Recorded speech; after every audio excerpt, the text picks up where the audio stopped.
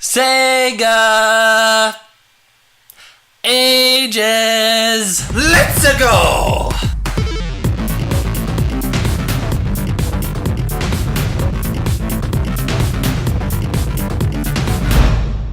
Sega Ages is coming to Nintendo Switch. Now, what's the cool thing about that? The name. It's a palindrome. Same forwards and backwards. Sega Ages. Ages. So, I read, yeah. in Console Wars, that the guy who said Sega was like throwing up sick. Really? That is great. What were you going to say? I was going to say, tell me about what Sega Ages is, because it's not just a new thing. It's a thing that's been a thing. Yeah, I guess it has been. Sega stopped making consoles, and they almost stopped making games. They do some new ones, but they're always selling their old stuff, and they've been doing Sega Ages on other platforms. Now it's coming to Switch. They've confirmed 15 retro titles to make up the bulk of this collection, and they've confirmed 5 of the specific games so far, and these are Genesis and Master System titles. Alex Kidd and Miracle World. I've never played any of the Alex Kidd games. Ground Game. I've never even heard of that before researching this episode. Sonic the Hedgehog. Okay, that's a good game.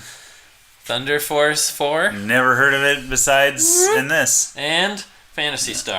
Okay, I've heard of that, and I know Phantasy Star Online is good, but I don't know how. Okay, so the thumb landed right about here. And they haven't released all the games that are going to be on this. 10 more. I mean, we can safely assume that it's going to be like Altered Beast. Alien, whatever, Invasion, what's that game called? Space Invaders. No. Oh. The one where you're either the guy, the girl, or the weird robot, and you're blasting up aliens. Sounds good. We played that game before. It's okay. Cesar Franco is the newest member of the crew. He says, I love Alex Kidd, so he's happy about that. We blew some minds with the Sega Ages fun fact. Yes. That's good. Thanks for joining us live, everybody. It's great to have you here. We're going to be talking about what this means for Virtual Console, and then Simeon, as our resident Sega expert, has some wish lists if Sega Ages could expand to some other platforms of Sega's. I did have to ask Dark Simeon about this. So he made sure that I put some of these on the list. I know you hate seeing him, so thanks for doing that. It's a trial sometimes. So what do you think this could mean for Virtual Console, in your opinion? I don't know how much it means, because first of all, Sega does this a lot.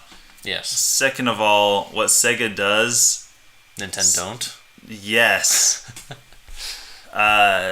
But it just doesn't seem to have much bearing on the industry. It's like they're just like over there doing their own thing. Like, hey, let's do this, guys. Let's release some things. Yeah, I see that. And also, we had last year the Genesis Mini or whatever that's called.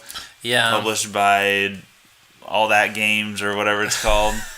I can't remember what they're called. Now they're doing their Fob and Own one, though. A first-party Sega Genesis Mini. What a mess! That's so weird. Because the last year's model got really bad reviews. Yes, I did hear about that. So they're trying again. It's weird. Isn't it mixed messaging though? To be like, you can get our old games this way, and you can get our old games this way. Like, I know people are frustrated about the absence of the Virtual Console, but at least Nintendo's messaging is clear. It's not like some of this is available in stores, other titles you can only download on Switch. It's like, no, all you get is the classic editions. Yep. For now. And maybe it's going to stay that way. Maybe Nintendo told Sega Virtual Console's not coming, so do what you got to do to stay in business.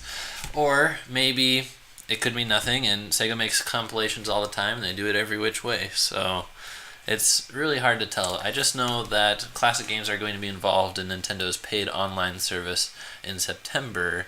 So traditional Virtual Console from the Wii, Wii U, and 3DS era probably doesn't exist in that form anymore. Subscription-based, baby. Yeah, that's the way of the future. So, do you love Genesis games as much as you do Saturn and Dreamcast? I don't. There are a few games that I really do like, but for the most part, it's like, oh, that's the same as every other game on the system. So tell me what you want. What you really, really want. What I really, really want, is a Saturn and a Dreamcast. Chick. No, I'd like to see a Saturn compilation of games, not just Genesis or Master System or however all that stuff works. I would like to see Saturn games. I want to see games that I haven't played. There's a lot of games that I haven't played that I would really like to play. So that's what you want. Yep, A Stall is a game that looks really great, but I have never had the chance to play. I've never even seen it. Like a copy of it. Okay, but you've seen what the game's like. Right. Robo Pit looks really great. Or it is really great. I don't know why I say it looks really great. It is great, but it's like one of those third-party games that probably won't transfer over. At least they'll probably be in Smash 5. Pit, Dark Pit, and Robo Pit. Oh my goodness. Yeah, probably. They might do that. A game called Three Dirty Dwarves. That game really interests me. I've played a demo of it before, and it looks great. Virtual On is a classic. Have you played that with me? No.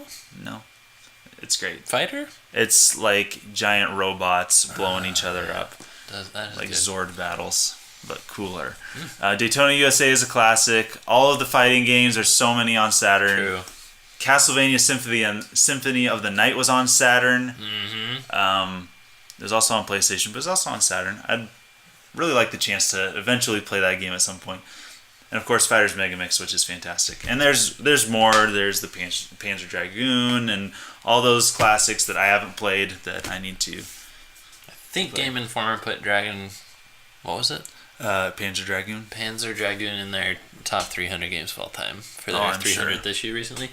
Glenn wants Landstalker and Burning Rangers. Are those Saturn or Dreamcast? I think they're Saturn games. Wouldn't Saturn collection of games be pretty cool for North America?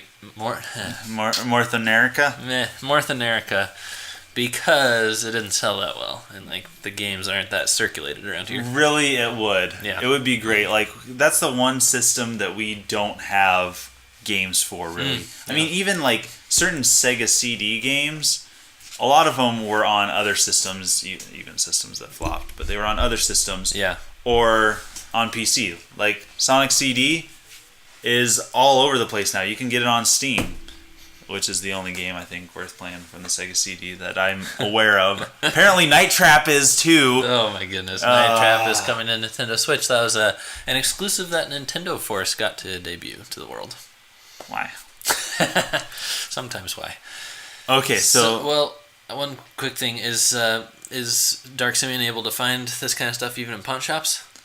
I don't go to pawn shops that much, but no, this is the sort of thing that you're gonna have to buy on eBay, and you're probably gonna, especially for Castlevania Symphony of the Night, it's hundreds, if not thousands of dollars. Oh wow! Okay, so this is cool stuff. Yes, Dreamcast also. I want to see MDK2. I still haven't beaten that game. That's one game that has been kind of like nagging on me, like go back and play me. Oh wow! And then Fur Fighters also is great. Those are both third-person shooters. Is that one furry? Furry? Mm-hmm. Yeah, your little animals blowing each other up, shooting each other with shotguns, and fur flies all over the place. That's awesome. It's great. And then, of course, all the Capcom fighters, which makes up the rest of the Dreamcast. Yes. No, there's more. There's more. Of course there's more. This is just a list of things that I would like to see, and I know that they'd put more.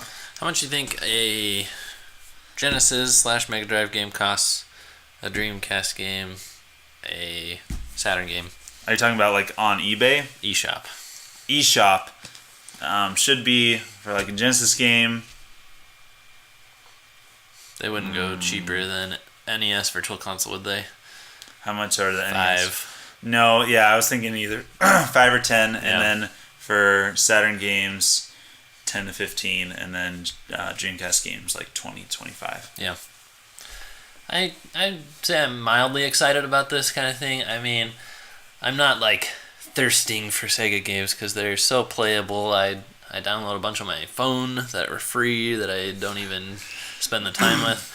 But I mean, Switch is an awesome platform. So if there's a really good, highlighted, critically acclaimed Sega game that comes to Switch, that's the best place to play it. So I wouldn't mind checking a few things out on there. I guess you could just say that it's the Master System. It's the new Master Race system. That's for sure. Thanks for watching. Thanks for being a part of the crew. Don't forget to leave your comments below. Leave them live. Leave them if you're watching the playback. Leave them there because we still see them. That's right. See you guys next time. Signing out.